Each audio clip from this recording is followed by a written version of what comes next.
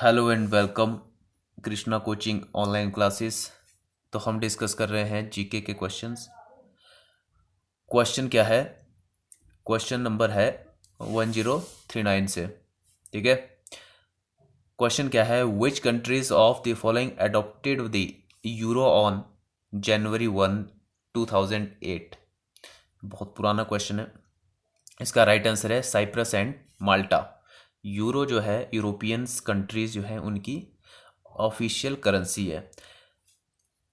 और आपको हर कंट्रीज़ की तो नहीं, लेकिन कुछ कुछ जो कंट्रीज़ होती हैं उनकी करेंसी पता होनी चाहिए। ठीक है। जैसे यूएसए की US dollar, Australian dollar, Australia की, न्यूजीलैंड की भी डॉलर ही होती है। ठीक है। चाइना और जापान की, इन दोनों में कई बार कन्फ्यूज़न हो जाता है। ठीक है। तो जैसे चाइना की है, चाइना की युआन है। और जो जापान है, जापान की येन है, YEN, येन। चाइना की युआन और जापान की येन, इन दोनों में कई बार कन्फ्यूजन होता है।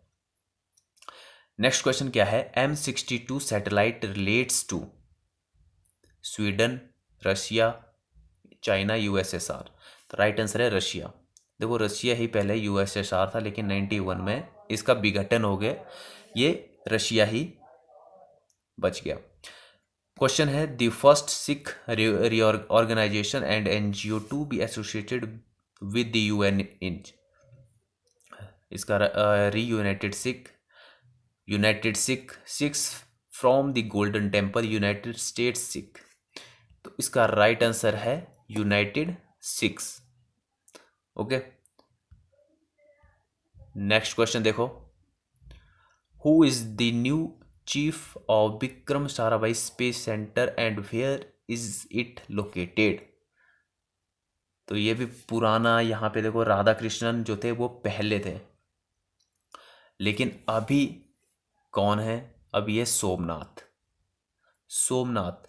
और कहाँ पे है ये है थिरुवनंतपुरम में। विक्रम साराभाई स्पेस सेंटर कहाँ है? थिरुवनंतपुरम, केरला में है। और इसके जो चीफ हैं वो कौन है? वो है सोमनाथ। तो ये आपने याद रखना है। नेक्स्ट है the green revolution has been identified with. तो ऑप्शन क्या है? डॉक्टर मनमोहन सिंह, या फिर मोंटेग सिंह आलवालिया, या फिर राजेंद्र सिंह वाटरमैन। और देखो, ये इस पे ऑप्शन में राजेंद्र सिंह को वाटरमैन बोला जाता है, ये आपने याद रखना है, राजेंद्र सिंह को। नेक्स्ट है MS स्वामीनाथन। तो इसका राइट आंसर है MS Swaminathan, father of green revolution in India. In India, ये याद रखना है। अगर आपसे पूछा जाए कि फादर ऑफ ग्रीन रेवोल्यूशन, तो इसका राइट आंसर है नॉर्मन डी बोरलॉग। ओके, जो कि US के थे। नेक्स्ट है the Chipko movement is associated with. Chipko आंदोलन किससे रिलेटेड था? मेंटेनिंग एनवायरमेंटल प्योरिटी, या प्रिवेंशन फेलिंग ऑफ ट्रीज, या फिर ट्रांसपेरेंसी इन पब्लिक लाइफ, या राइट टू ऑफ इंफॉर्मेशन। तो इसका राइट आंसर है preventing falling of trees. B है इसका आंसर। तो आपसे ये पूछा जाता है कि कौन कौन इससे रिलेटेड थे। चिपको आंदोलन जो था वो उत्तराखंड में स्टार्ट हुआ था, चमोली डिस्ट्रिक्ट में गौरा देवी, या गौरजा देवी भी लिखा होता है। और सुंदरलाल बहुगुणा इसके मेन लीडर थे। ठीक है। वहाँ पे ऐसा होता था कि जो वहाँ पे पेड़ काटने आते थे वो पेड़ों के साथ चिपक जाते थे और पेड़ों को काटने नहीं देते थे। ठीक है। नेक्स्ट क्वेश्चन देखो, the president of the international court of justice. तो ये भी देखो, इनमें से कोई नहीं है। अभी जो है वो कौन है? वो है अब्दुल कावी अहमद यूसुफ। अब्दुल कावी अहमद यूसुफ, जो इंटरनेशनल कोर्ट ऑफ जस्टिस के प्रेसिडेंट है। ठीक है। और ये भी पता होना चाहिए आपको कि कहाँ पे है ये है दाहेग, दाहेग नीदरलैंड में। ओके, ठीक है। नेक्स्ट क्वेश्चन देखो, valley of flower is founded in. कहाँ है? यह है केरला, कश्मीर, उत्तरांचल, या फिर कर्नाटका। तो वैली ऑफ फ्लावर है उत्तराखंड में, या उत्तरांचल। उत्तरांचल इसका पुराना नाम था, अभी है उत्तराखंड। तो वैली ऑफ फ्लावर कहाँ है? उत्तरांचल। और साइलेंट वैली कहाँ है? साइलेंट वैली है केरला में। ट्यूलिप गार्डन कहाँ है? कश्मीर में। तो ये आपने याद रखना है। नेक्स्ट देखो, the ozone layer thin down a result of a chain chemical reaction the separate of the layer. तो इसका राइट आंसर है chlorine, option number B, chlorine. Next question देखो, कोरल रीफ्स मेकअप द, कहाँ पे है coral reef India में? ये है लक्षद्वीप पे, option number C, coral reef Lakshadweep पे। देखो कोरल रीफ जो होते हैं ये कोरल होते हैं, ये जीव ही होते हैं जिनकी चट्टानें होती जाती हैं धीरे धीरे, और ये देखने में भी बहुत सुंदर होते हैं। इनको हिंदी में मूंगा बोलते हैं, मूंगे की चट्टानें जो होती हैं, ठीक है। और इनके जो समुद्र का जो टेम्परेचर होता है वो 25 टू 27 के आसपास होना चाहिए, 25 डिग्री से सेल्सियस से 27 डिग्री तक, तभी ये काम करते हैं, मतलब तभी ये जिंदा वहाँ पे रहते हैं। ना ही ये ज़्यादा गहरे समुद्र में होते हैं, इनको उथला जल, उथला मतलब तटीय भाग में, ठीक है। और जो ग्रेट बैरियर रीफ है वो कहाँ है? वो है ऑस्ट्रेलिया में। जो सबसे बड़ी मूंगे की चट्टान है वहाँ पे है द ग्रेट बैरियर रीफ में, ऑस्ट्रेलिया में। नेक्स्ट क्वेश्चन देखो, the silent valley is located in, तो कहाँ पे है? गुजरात, कर्नाटक, मध्य प्रदेश या केरला? तो साइलेंट वैली जैसे मैंने बताया वो है केरला में।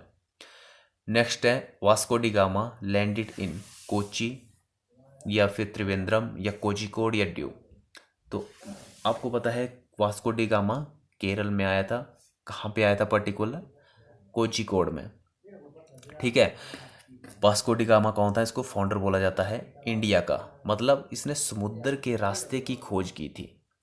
समुद्र पहले जो या जो भी ट्रांसपोर्ट वगैरह होता था, ठीक है, जो भी मसाले वगैरह आयात वगैरह हम निर्यात निर्यात बाहर को करते थे, तो वास्को डी गामा जो पुर्तगाल का था, एक ट्रैवलर था, वो आया था इंडिया में, और उसने समुद्र के रास्ते, मतलब यूरोप से कैसे कैसे समुद्र के थ्रू इंडिया में पहुंचा जाएगा उसकी उसने खोज की थी, ठीक है, वास्को डी गामा ने। नेक्स्ट क्वेश्चन देखो, पौंडीचेरी वॉज ए कॉलोनी, किसकी कॉलोनी थी पौंडीचेरी शुरू में? ये थी फ्रेंच कॉलोनी, ठीक है। 1754 तक थी ये थी, 1754 तक।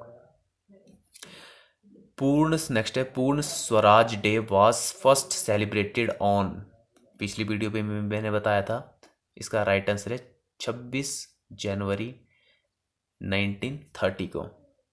कहाँ पे? रावी नदी के तट पे पूर्ण स्वराज की मांग पंडित जवाहरलाल नेहरू ने करी थी। तो इसी डेट को याद रखने के लिए हमने 26 जनवरी को दिन चुना, और 26 जनवरी को ही हमने संविधान को लागू किया। तो ये आपने याद रखनी है, 26 नवंबर की, 26 जनवरी की, ठीक है। और 26 नवंबर को हम कॉन्स्टिट्यूशनल डे मनाते हैं, क्योंकि हमने आधे से ज़्यादा आधे नहीं सॉरी कुछ आर्टिकल जो थे वो 26 नवंबर को 26 नवंबर 1950 को लागू कर दिए थे, और उसके बाद 26 जनवरी 1950 को पूरा का पूरा संविधान लागू किया था। नेक्स्ट क्वेश्चन देखो, perpetual peace was authored by Mahatma Gandhi, Immanuel Kant, J Rousseau या फिर जॉन स्टॉट मिल? तो इसका राइट आंसर है इमैनुअल कांत, ठीक है। और महात्मा गांधी की ऑटोबायोग्राफी क्या है? माई एक्सपेरिमेंट विथ ट्रूथ, ठीक है, ये आपने याद रखना है। नेक्स्ट क्वेश्चन देखो, which of this country is not a member of the Ganga Mekong group? तो इसका राइट आंसर बताओ। इसका राइट आंसर देखो, कंबोडिया भी है, थाईलैंड, लाओस, ये सारे हैं, लेकिन बांग्लादेश जो है वो नहीं है, ठीक है। ये जो है लुक ईस्ट प्रोजेक्ट है, उसकी कनेक्टिविटी है ये कंबोडिया, थाईलैंड, लाओस से होते हुए, जो कि एजुकेशनल और टूरिज्म के पर्पज से बेस्ट है।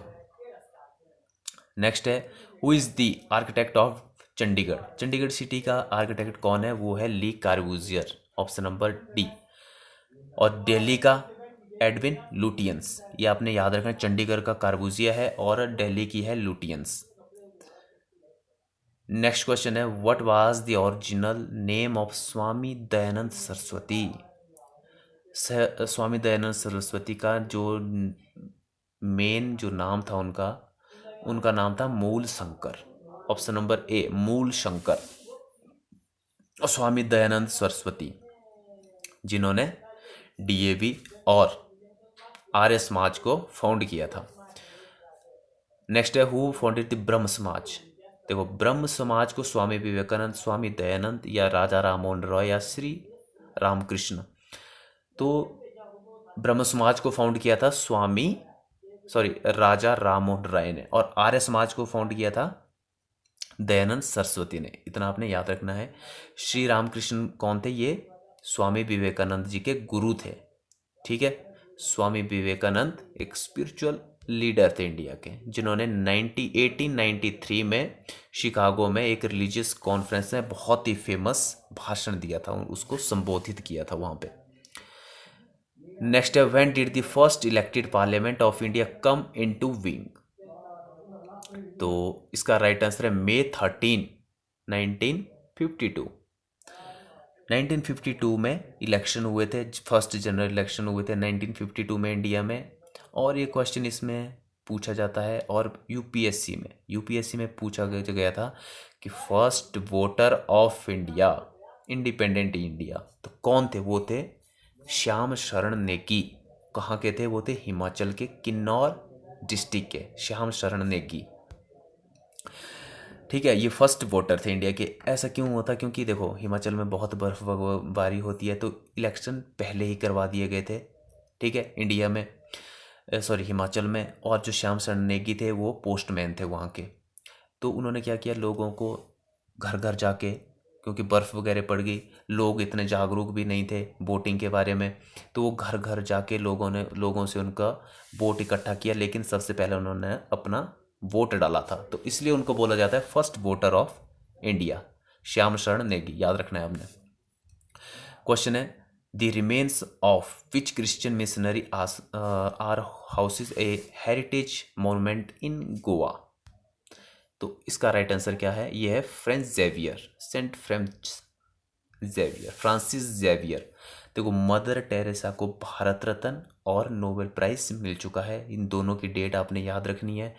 नोबेल प्राइज इनको पहले मिला है, नोबेल प्राइज मिला है इनको 1979 में, और जो भारत रत्न मिला है वो मिला है 1980 में। साथ साथ ही मिले हैं ये दोनों, तो ये आपने याद रखनी है।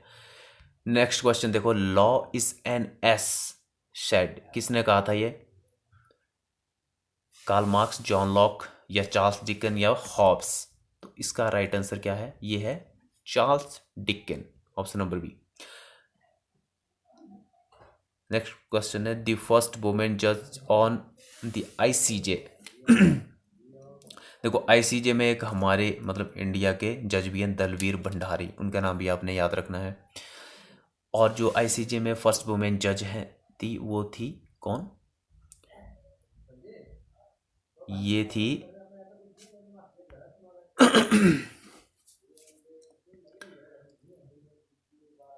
Roslin Hingis, option number B, Roslyn Hingis. Fatima Bibi कौन है सुप्रीम कोर्ट में? फर्स्ट जज। ठीक है, नेक्स्ट है who among the following was not a member of the constituent assembly.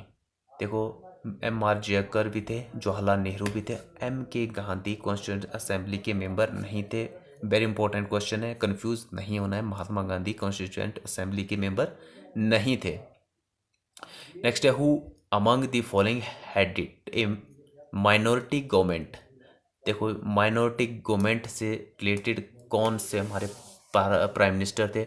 Chandrashekhar हमारे 8वें प्राइम मिनिस्टर थे। ठीक है, और PV नरसिम्हा राव, लाल बहादुर शास्त्री, ये दोनों जो हैं इसका राइट आंसर है।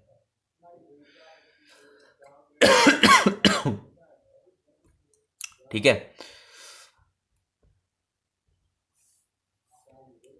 इसका राइट आंसर है बोथ, ए और बी। PV नरसिम्हा राव भी हमारे प्राइम मिनिस्टर थे, और लाल बहादुर शास्त्री भी हमारे प्राइम मिनिस्टर थे। ठीक है, अभी लाइट भी चली गई है, और यहाँ से आगे हम नेक्स्ट वीडियो में देखेंगे।